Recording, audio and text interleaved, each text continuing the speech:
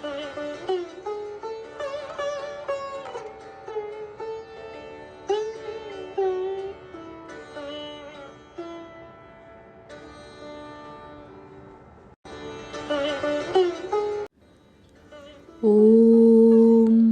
यथाग्निर्दाहिका शक्ति रामकृष्णे स्थिता हिया सर्वविद्यास्वरूपां तां शारदां প্রণমাম্যহম। শ্রী শ্রী মায়ের কথা। স্বামী শান্তানন্দ। 18ই পৌষ বৃহস্পতিবার, কাশীধাম। মা, সাধুর রাগদেশ থাকবে না, সব সহ্য করা সাধুর দরকার। হৃদয়কে ঠাকুর বলতেন, তুই আমার কথা সহ্য করবি, আমি তোর কথা সহ্য করব, তবে হবে, তা না হলে খাজাঞ্চিকে ডাকতে হবে। 23শে পৌষ মঙ্গলবার, বেলা 9:30, কাশীধাম। মা, ঠাকুর আমাকে বলতেন একটু একটু বেড়াবে, না হলে শরীর খারাপ হবে। আমি তখন নবতে থাকতুম। ভোর 4টায় গঙ্গা স্নান করে ঘরে ঢুকতুম। একদিন ঠাকুর আমায় বললেন, আজ একজন ভৈরবী আসবে, তার জন্যে একখানি কাপড় ছুপিয়ে রাখবে, তাকে দিতে হবে।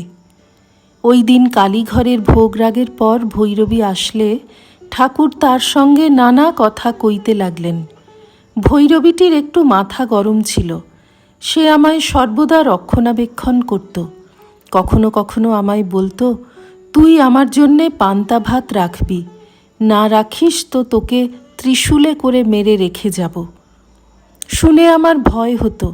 ঠাকুর বলতেন, তোমার ভয় নেই, ও ঠিক ঠিক ভৈরবী, সেজন্য একটু মাথা গরম।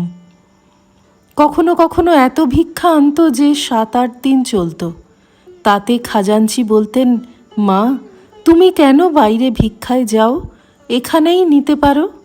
সে বলতো, তুই আমার কালনেমি মামা, তোর কথায় বিশ্বাস কি। ঠাকুরের সাধন অবস্থায় কত রকম প্রলোভনের জিনিস দেখে তিনি জড়সড় হতেন এবং সেসব প্রলোভনের জিনিস তিনি চাইতেন না। একদিন তিনি পঞ্চবটিতে হঠাৎ দেখলেন একটি ছেলে তাঁর নিকটে এলো। তিনি তাতে চিন্তা করতে লাগলেন, এ আবার কি হলো। তখন মা বুঝিয়ে দিলেন, মানসপুত্র রূপে ব্রজের রাখাল আসবে।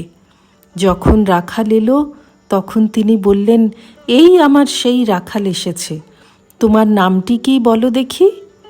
রাখাল, হ্যাঁ হ্যাঁ ঠিক, ঠাকুর যেমন পঞ্চবটিতে দেখেছিলেন ঠিক তেমনি। ঠাকুরকে হাজরা বলেছিল, আপনি কেন নরেন্দ্র, রাখাল এসবের জন্যে এত ভাবেন, সর্বদা ঈশ্বরের ভাবে থাকুন না। ঠাকুর বললেন, এই দেখো ঈশ্বরের ভাবে থাকি। এই বলে তাঁর সমাধি হলো। দাড়ি, চুল, লোম সব খাড়া হয়ে উঠল। এই অবস্থাতে তিনি ঘণ্টাখানেক ছিলেন। রামলাল তখন নানা রূপ ঠাকুরদের নাম শোনাতে লাগল। নাম শোনাতে শোনাতে তবে তাঁর চৈতন্য হয়। সমাধিভঙ্গের পর তিনি রামলালকে বললেন, দেখলি, ঈশ্বরের ভাবে থাকতে গেলে এই অবস্থা। তাই নরেন্দ্র, এদের নিয়ে মনকে নিচে নামিয়ে রাখি। রামলাল বললে, না, আপনি আপনার ভাবেই থাকুন। আমি একটু প্রাণায়াম অভ্যাস করছি, করব কি। মা, একটু একটু করতে পারো, বেশি করে মাথা গরম করা ভালো নয়। মন যদি আপনি স্থির হয় তবে প্রাণায়ামের আর কি দরকার। শ্রী রামকৃষ্ণার্পণমস্তু।